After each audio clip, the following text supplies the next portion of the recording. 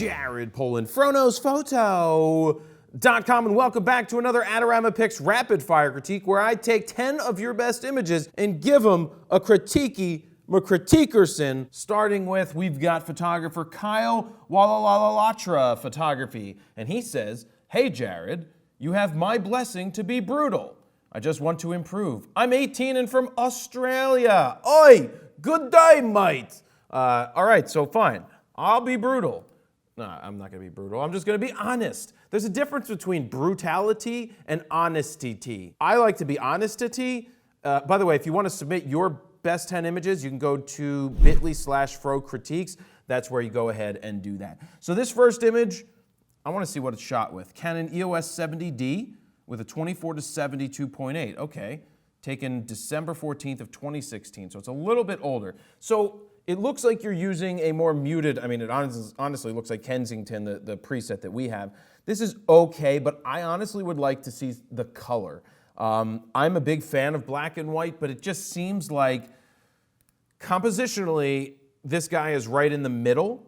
He's not thrown off to one side or the other, which doesn't really resonate too well. I bet you there's a lot of color in this scene, and I would like to see it. I would like to see the color. Oh, look. This was taken beside Candy Lake in Sri Lanka. We walked around the town 3 or so hours, passing this gentleman many times. Just before we left, I thought I'd snap this shot. Well, the first problem is snapshots.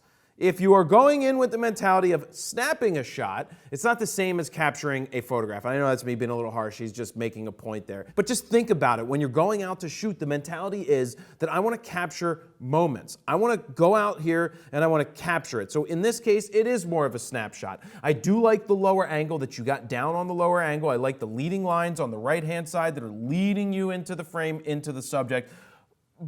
But it's just, I would have liked to have seen further to the left, less of this crap behind, especially with the water bottles, to get the shot. So other than that, you're good. Moving on. Now this I like. I like this. Watch your step. Okay, thanks. 132 and 1/250th of a second. There's not all the data here. That one's from 2016 as well, so he was 16 when he took it. So I like what's going on here, that the fact that you have the door.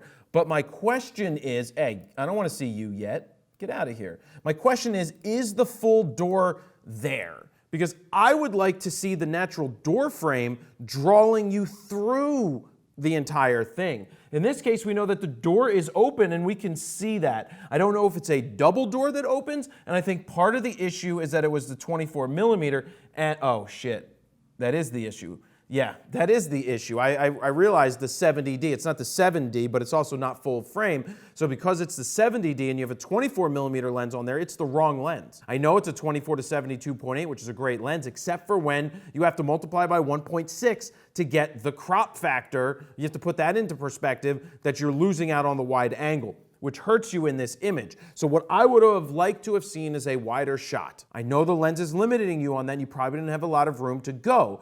But what I would like to see is the door frame, the entire door frame with the gentleman or person walking through it. The exposure is spot on. I like seeing the girl outside. That's cool, seeing her face. I also like the black and white edit. So for the most part, it's good. The lines are pretty darn straight here, which is good. But I like the door, but I want to see more. I want to see the natural frame of the door go through. See, that's cute. Look at that.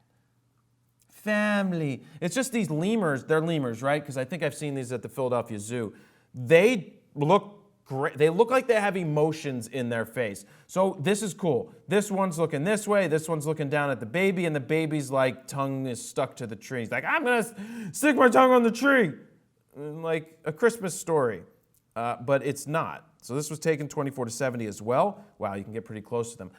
I'd be curious to see the color on this. I mean, I love black and white, but this is nature. I want to see the color or a more thicker contrast on this. Maybe boomify black and white would be honestly too far from my preset pack. Let me just cut in here and say this video is brought to you by FroPack 1. Go to FroKnowsPhoto.com/presets if you want to check out those presets. That's it, we're getting back. That's all the plug you get. All right, moving on.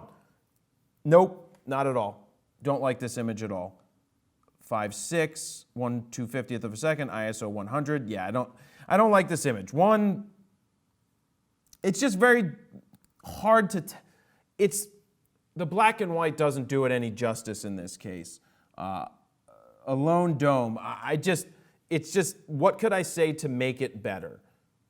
Well, I honestly think going color could maybe make it better, but there's not much going on in the scene. You have a dome, you've got trees, you've got it leading you somewhere, but it's just blah. It's more of a snapshot. Again, please don't take this as me yelling at you or saying you're doing anything wrong. It's just pointing out in this image, it doesn't really resonate in the least.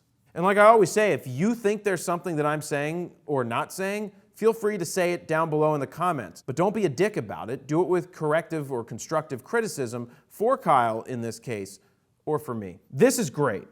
This is a really good moment. So this is 24 to 70, 1/400th of a second, f2.8. The way the girl's looking makes this image. It's through a natural frame of the window that's open in this vehicle. Kind of what I was saying a little earlier on. Again, I still want to see the color. I like the black and white, but I'm wondering if I'm going to see any color. I think there's some color coming up. But I like this shot. There's not much more I would change about this.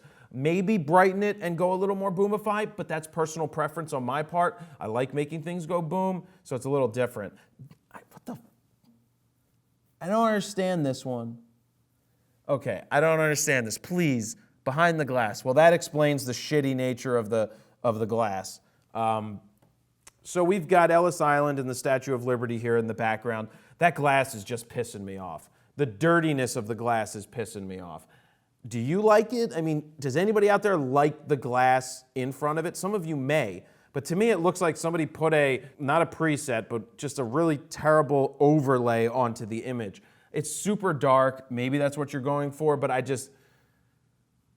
it's super dark, but not how it was shot. It was done like this after the fact, if I had to guess. I'm just not a big fan of this shot either.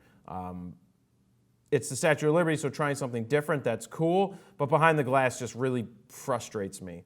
Oh, look, a color lemur! He's eating a leaf! See, I like it in color. Tamron 70 to 200, 2.8 VC, nice job right there. I like it. You've got this out of focus stuff that certainly helps when you have a 2.8 lens. Draws you into the scene. I like it. Bokeh's good. This is the difference between a shitty lens and a not shitty lens. This is a 2.8. So at 2.8, zoomed out to 200, I'm assuming. Yep, 200 millimeters on that's a 310-ish millimeter equivalent that you're getting because of the crop sensor camera. The background's blowing out. If you had a 70 to 300, 5.6, not gonna happen with it. I am a big proponent of glass, glass, glass, glass, glass. I will push that continually, forever, because shitty glass is shitty glass. Shitty glass in the right hands can be a little better, but there's a big difference between using 2.8 glass or faster glass than the other glass. And I don't want to hear complaints that I couldn't afford it. That's okay, you can work your way into it. My first lens that I bought was a 100 to 300 5.6 Canon lens that was such garbage.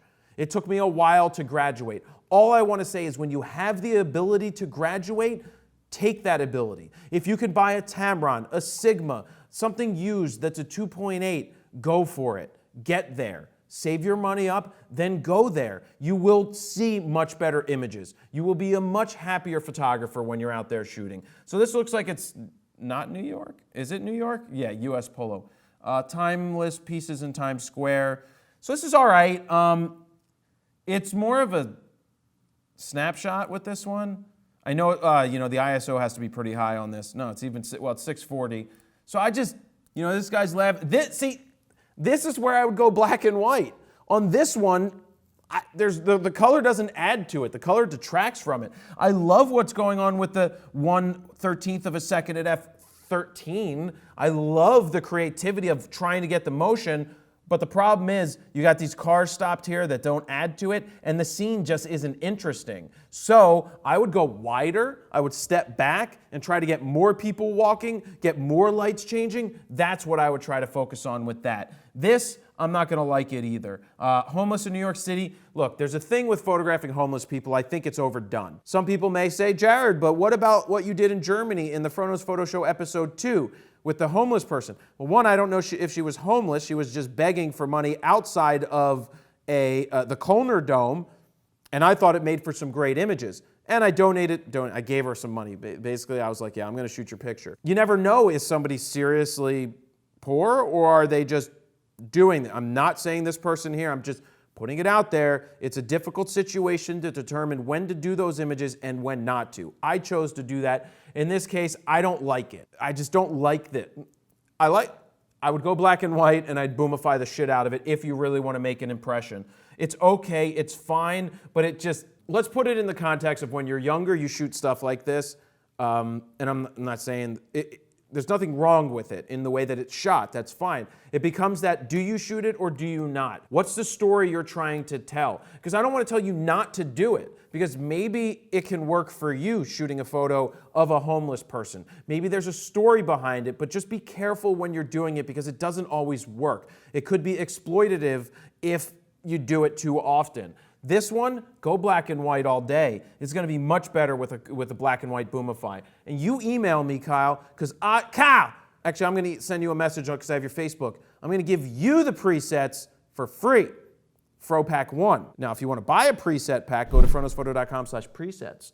So moving on, I think this is the last one. I like the angle. What is this shot with? 10 to 24. See, that's what I would have liked to have seen in 2016 in those other photos, but I don't think you owned it yet. The processing is pulled back a little bit. It's weird. Where the hell is this? Kimono in the subway. Well, what subway? Ginza Line, Shimbashi Station for Shibashu Asukasa. Yeah, I could never get around there probably. I'd need some help. I like it. Either go black and white or go color. You still using the 70D? Yeah, good job still using the 70D for the last couple of years. So this is fine. I like the angle. I like the fact, there's a couple of things I would change. I would try to get these poles even, like right in the middle, or back up to get more in there, but maybe they don't look straight. Maybe you need to step over just a smidgen, but I think this works. The lines are nice and straight. Really nice job there. I'm not a fan of the processing. This is one where I go black and white or for full color. I'm not a big fan of the muted nature of this and pulling it back a little bit. But overall, Kyle, I think you've done a very nice job. Now, going back through here real quick, this is solid, this is great right here. I like the color and the background. Take the constructive criticism on these. Guys, there's a lot to be learned from critiquing images. There's a way to do it. He told me to be brutal. There's no reason for me to be brutal just to be brutal, just looking for things. I critique it as I see it. And I think Kyle is on the right path. I think seeing him grow from 2016 to 2018, still using the same camera, but graduating in lenses to a 70 to 200 to that wider Tamron 10 to 24. It's just nice to see the gradual getting better of taking photos. So if you want to submit your images, send them to bit.ly/FroCritiques. I like when you send them in. Sometimes I go on Facebook and say, please send them in. If you have any questions, comments, concerns, feedback, leave it down below. But I think Kyle has done a very nice job here, and I hope to see more in the future. So that's where I'm going to leave it. Thank you very much for watching. Jared, Polin, FroKnowsPhoto.com. See ya.